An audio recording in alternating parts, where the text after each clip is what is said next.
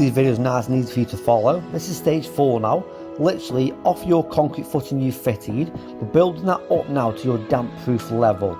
As you keep building these, as you'll see through the progress, you put insulation in the cavity. You've got to put either starter wall ties if your wall is not on the corner. You've got to cobble in each brickwork if it's nice and in line with your current house alignment. But remember, this is a double garage conversion on the side of a house. So build up damp DPC, we'll put the hardcore in, then concrete. Normally, if this is a household extension, you'll be putting a build up of mix of sand and blinding and hardcore, and insulation is the key. But at this stage, you'll call out the building control officer again.